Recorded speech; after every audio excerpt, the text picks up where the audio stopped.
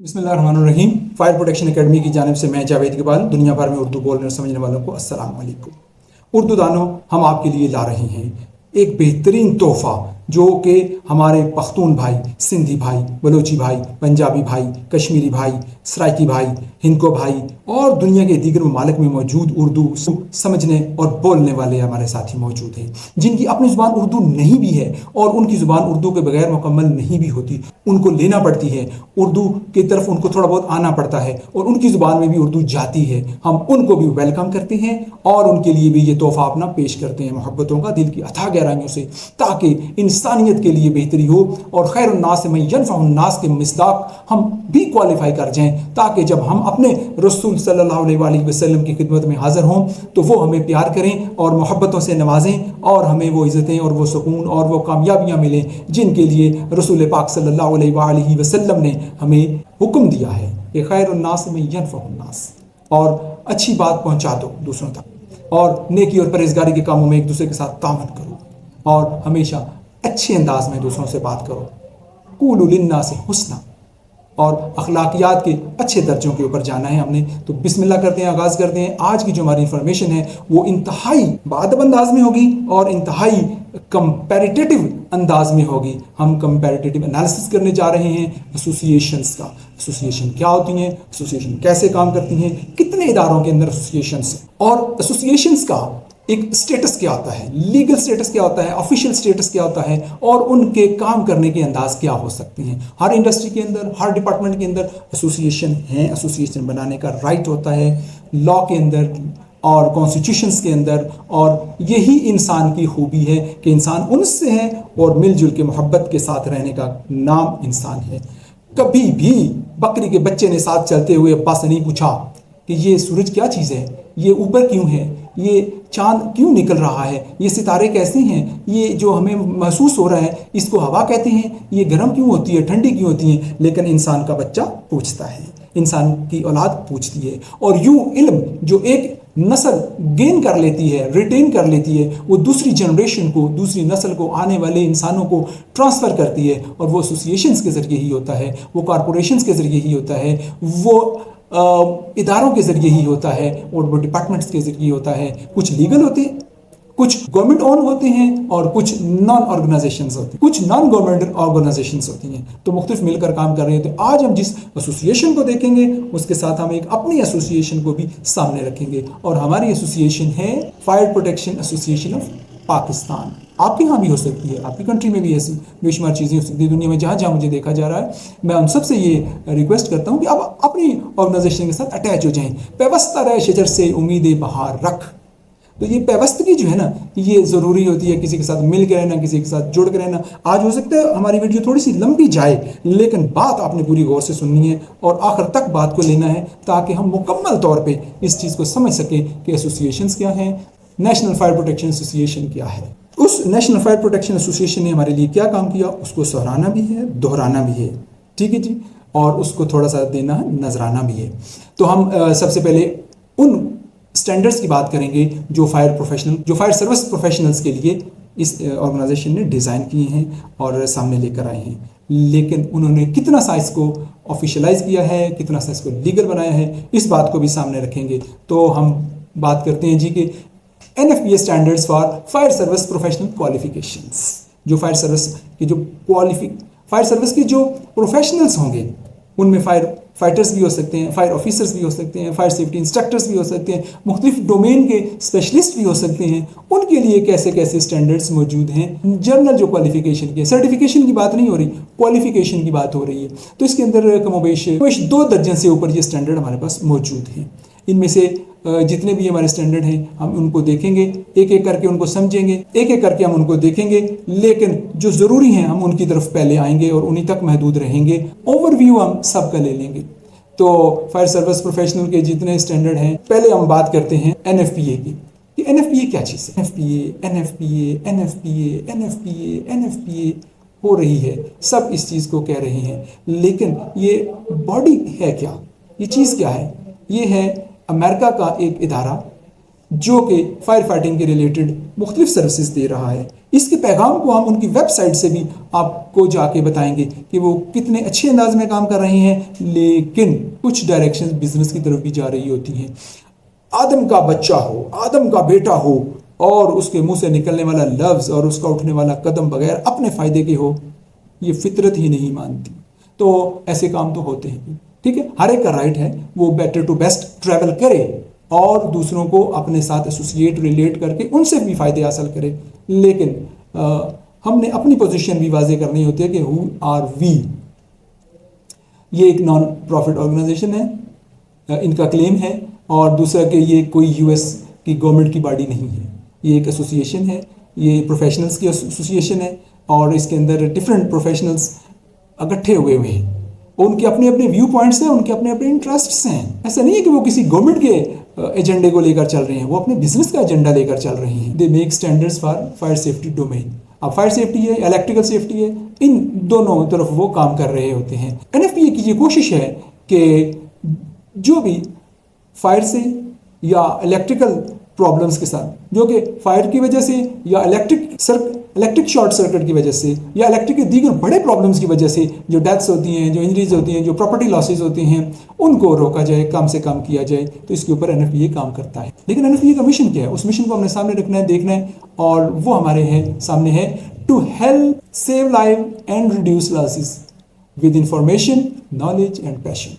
वो जो इंफॉर्मेशन है ये दे रहे हैं, नॉलेज है, लेकिन किसी ना किसी तरफ वो अपने ही बिजनेस की तरफ आपको डाइवर्ट करके ले जाते हैं कि अगर आपको ये पंप लेना है तो इन स्टैंडर्ड्स का लें, मोटर लेनी है तो इन स्टैंडर्ड्स की लें, हाइड्रेंट्स लेने हैं तो इन स्टैंडर्ड्स के लें, फायर एक्सटिंग्विशर्स लेने हैं तो इनके लें। वो स्टैंडर्ड्स हैं, अच्छे हैं, लेकिन उन स्टैंडर्ड के अलावा भी दुनिया में कुछ है और उन स्टैंडर्ड से पहले भी दुनिया में कुछ था। तो इस बात को हमने सामने रखना है, लेकिन एनएफपीए को हमने रिस्पेक्ट देनी है, ऑनर देनी है, जितना उसने कंट्रीब्यूट किया है उसको एट्रीब्यूट देना है। तो एनएफपीए स्टैंडर्ड्स की हमने बात की।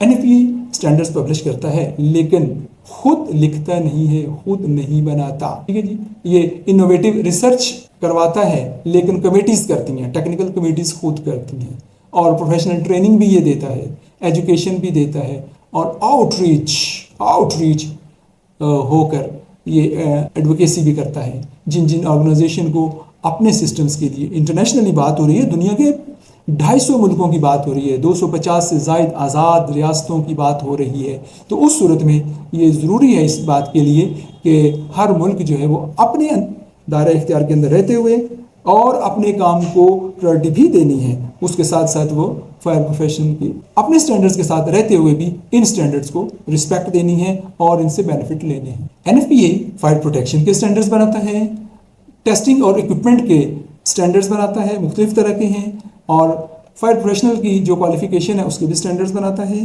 तकरीबन 2 दर्जन के करीब ऐसे स्टैंडर्ड्स मौजूद हैं।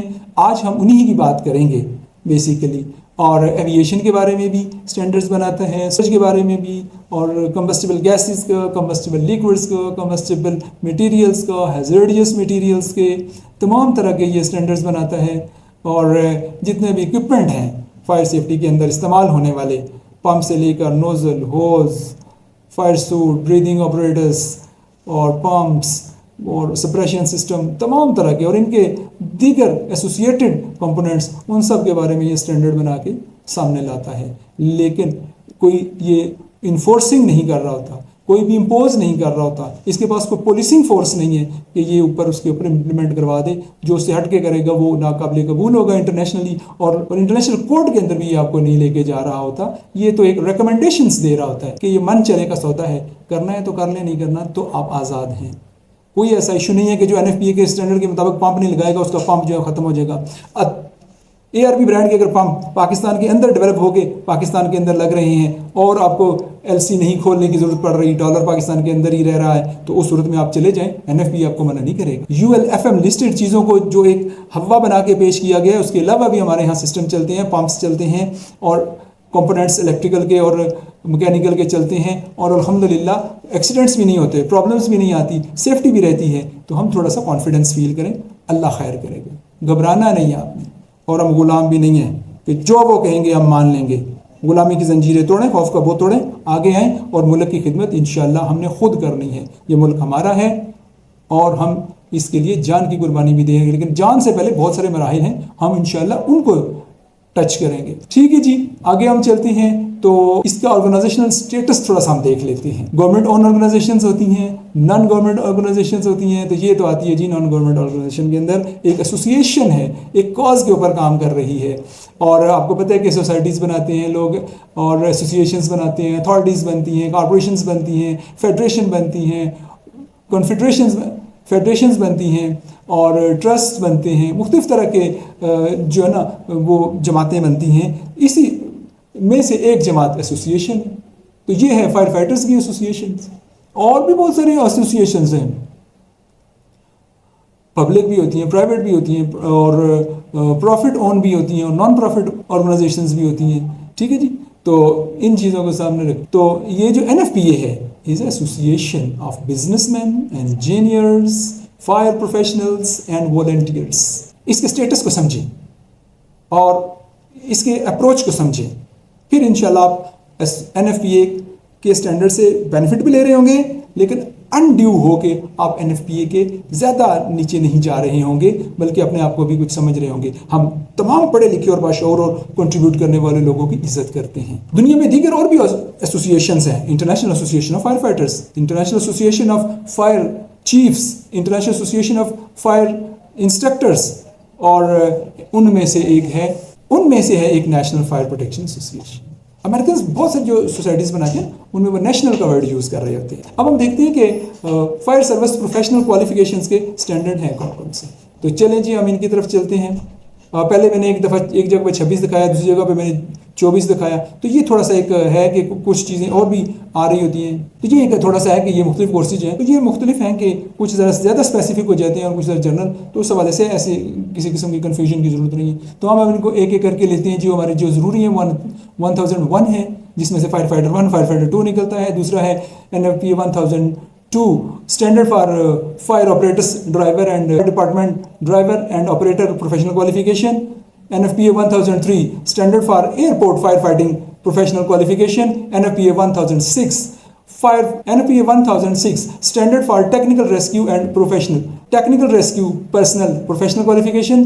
NFPA 1021, जी हाँ, ये है वो स्टैंडर्ड जो फायर ऑफिसर बनाते हैं, standard for fire officer professional qualification. और इसी के अंदर से लेवल्स निकलते हैं, और ये है NFPA 1041 जो कि fire standard for fire and emergency services instructor professional qualification.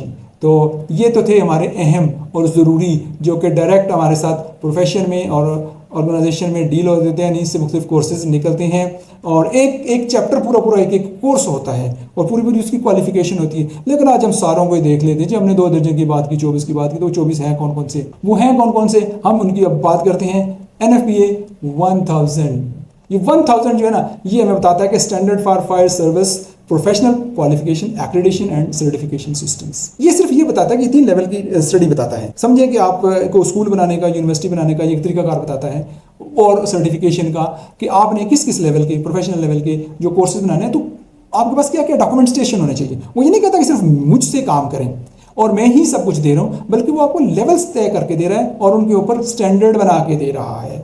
इस बात को समझने की ज़रूरत है और बाशऊर लोग इस बात को समझ रहे हैं। ठीक है जी, वो आपको बताता है कि आपके पास क्या क्या डॉक्यूमेंट्स होंगे, तो आप अपनी ऑर्गेनाइजेशन के अंदर ये ट्रेनिंग दे लेंगे या एक ट्रेनिंग की ऑर्गेनाइजेशन बना लेंगे।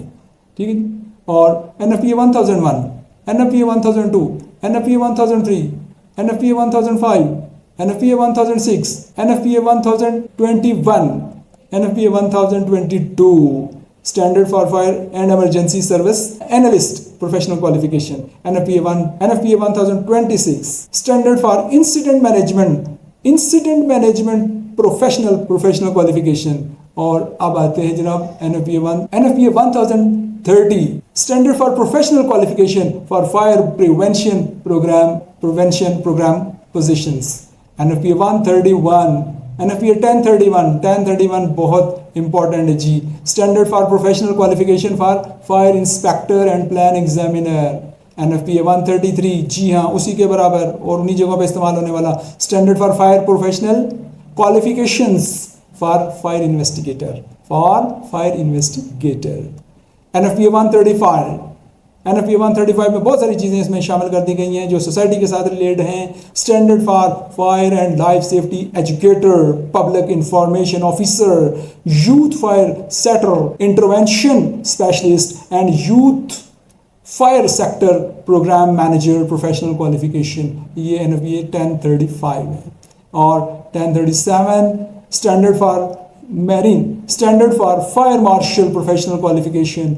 और 1041 जो कि इंस्ट्रक्टर की क्वालिफिकेशन है, fire services instructor professional qualification बहुत इंपॉर्टेंट है। और 1051 standard for wild fire profession, standard for wild fire fighting personal professional qualification. Standard for NFPA 1061 standard for public safety telecommunication personnel professional qualification. और NFPA 1071 standard for emergency vehicle technician professional qualification. NFPA 1072 standard for hazardous materials weapons of mass destruction emergency response personnel qualification. NFPA 1078 standard for electrical inspector professional qualification. NFPA 1081 standard for facility fire brigade, standard for facility fire brigade member professional qualification. ये जितने भी fire brigades हैं उनके लिए जो fire fighter fire brigades के ऊपर काम करेंगे ये उनका स्टैंडर्ड है और उनकी क्वालिफिकेशन है। ये याद रखिएगा 1081 भूलना नहीं है हमने। और 1082 standard for facilities fire and life safety director professional qualification, ये भी बड़ा अहम है। और 1091 standard for traffic incident management personnel professional qualification. NFPA 1521 standard for fire department health and safety organization. अब इनको देखते जाइए। NFPA 1000, 1001, 1002, 1003, 1005, 1006, 1000, NFPA 1010 ये नया एक आ रहा है जो कि सारे फायर फाइटर्स को मिला के एक बना देगा, अभी पब्लिश नहीं हुआ, ड्राफ्ट हो चुका है। NFPA 1021, 1022, 1026, NFPA 1030, NFPA 1031 fire investigators और 1033 फायर इन्वेस्टिगेटर, 1037, 1041 याद रखिएगा इंस्पेक्टर प्रोफेशनल क्वालिफिकेशन। और 1051, 1056, 1071, 1072 ये इनके टाइटल पेज आ रहे हैं सारों के और आप देखते जा रहे हैं और अंडरस्टैंड करते जा रहे हैं कि NFPA का नाम होता है एक ऑर्गेनाइजेशन का नाम, साथ उसका नंबर होता है NFPA का और फिर उसका टाइटल होता है, उसके ईयर शो कर दिया जाता है कि इसका कौन सा वर्जन है, कौन से ईयर का ये एडिशन है और साथ NFPA का लोगो है। कोई ख़ास लंबी चौड़ी गोला गंडा इन्फॉर्मेशन नहीं है, डायरेक्ट आप इसको देखें और आगे चलें। ये हैं जी NFPA के स्टैंडर्ड। और ये जितने क्वालिफिकेशन के स्टैंडर्ड हैं इनका इन्फॉर्मेटरी जो स्टैंडर्ड्स हैं उनकी तरह नहीं, उसमें एक आर्टिकल बताया जाता है और उसकी डिटेल बताई जाती है, डाटा दिया जाता है, टेक्निकल डाटा दिया जाता है। लेकिन यहाँ पे चूंकि उन्होंने प्रैक्टिकल्स करानी है और एक्सरसाइजेस करवानी है और ड्रिल्स करवानी है, लिहाजा एक आर्टिकल होता है, उसका एक रेक्विजिट नॉलेज होता है और उसके स्किल्स चाहिए जा रही होती हैं और फिर इस तरीके से ये काम हो रहे होते हैं, ये सारे काम हो रहे थे। तो ये जो एसोसिएशंस हैं जी, दुनिया में बहुत सारी एसोसिएशन है, वो सिर्फ NFPA नहीं है, बाकी भी बहुत सारी एसोसिएशन। मैंने ये अभी एक देखी जी कंप्रेस्ड गैस एसोसिएशन, ये जो मैंने नीचे आपके लिए लिख के रखा है कंप्रेस्ड गैस एसोसिएशन, वो कहते हैं जी हमारा स्टैंडर्ड बाय करें। कंप्रेस्ड गैस एसोसिएशन का P1 है, 2015 का एडिशन है। वो पोर्टेबल फायर एक्सटिंग्विशर्स की हाइड्रो प्रेशर टेस्टिंग जब वो करता है और वो उसके मुताबिक कहते हैं जी जो कंप्रेस्ड गैसेस वाले सिलेंडर है लाइक CO2 और नाइट्रोजन, तो इनके लिए आप इस स्टैंडर्ड को जाएं। भाई क्यों जाएं? दुनिया के और कोई स्टैंडर्ड नहीं है, सिर्फ अमेरिकन ही रह गए हैं। तो इसलिए हमने गुलाम नहीं बनना, हमने पूरे एहतराम के साथ उनको रिकॉग्नाइज करना है, उनको एट्रीब्यूट देना है, एहतराम करना है, लेकिन खुद भी कोई अपनी पोजीशन लेके खड़े होना है। ठीक है जी, इस तरीके से हमने पूरी दुनिया के सामने आना है और उनको कहना है कि ताज़मा अखबल कर दे, मैं जैसे चाहूँगा करूँगा, मुझे जो सेफ्टी चाहूँगा उसको इम्प्लीमेंट करूँगा। यस, आपने ऑफ़र की, थैंक यू वेरी मच, हम उनको लेते हैं। अगर हमें समझ में आएंगे हम उनको लेंगे और अगर हमें वर्क प्लेस के मुताबिक, हमारे ऑपरेशन के मुताबिक, हमारे काम के मुताबिक हम उसको ऑल्टर भी करेंगे तो हम कर सकते हैं। हम आप ही के कहे के मुताबिक, आपके दिए हुए रोड मैप के ऊपर नहीं चलेंगे, कुछ उससे बेनिफिट्स लेंगे। ये एक आर्टिकल दिया होता है, उसके अंदर रिक्विजिट नॉलेज होता है और रिक्विजिट स्किल्स की बात हो रही होती है, और फिर उसको एग्जीक्यूट करना होता है, उसको इम्प्लीमेंट करना होता है, उसको लेकर चलना होता है। कोई सा भी आर्टिकल हो इसी तरीके से चलेगा, उनको समझना है, समझ के चलेंगे तो ये सारे एनएफए, लेकिन आपको काम तो करना पड़ेगा ना, मेहनत तो करना पड़ेगी ना। अगर आप कहेंगे कोई खीर खिला दे तो कभी कभी टेढ़ी खीर बन जाती है। तो इसलिए डरना नहीं है और मरना नहीं है, मेहनत करनी है, कोशिश करनी है, और कोई काम भी जल्दी नहीं हो जाता। ठीक है जी। रंग लाती है हिना पत्थर पे पिस जाने के बाद, ये दूर आग नहीं रोशनी है मंजिल की, ये दूर आग नहीं रोशनी है मंजिल की। अलम उठा के चलो, कदम मिला के चलो। हम एज ए कौम चलेंगे, एज ए नेशन चलेंगे, इंसानियत को साथ लेकर चलेंगे, तो इंशाअल्लाह हम ये सारा कुछ बड़े जल्दी देख लेंगे और बड़ा जल्दी हासिल कर लेंगे। आज आपको बहुत टाइम लिया, इसके लिए माजरत ही कहूँगा। तो आपके लिए ही कर रहा हूँ काम, आप इस काम को फैलाएं, बढ़ाएं, आगे तक पहुँचाएँ। इंशाअल्लाह हम तमाम एसोसिएशंस का, तमाम डिपार्टमेंट्स का पूरा एहतराम करते हुए, उनसे बेनिफिट लेते हुए और उनको बेनिफिट देते हुए इंशाअल्लाह ये काम करेंगे, और इस सब जलाली परचम को भी ऊपर से ऊपर ले जाने की कोशिश करेंगे।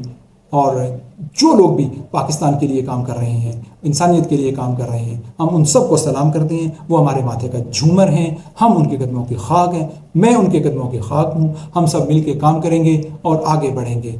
पाकिस्तान जिंदाबाद। अब तक के लिए इतना ही। अपना ख्याल रखिएगा। अगले प्रोग्राम में इंशाअल्लाह दोबारा मुलाकात होती है। अल्लाह हाफिज़।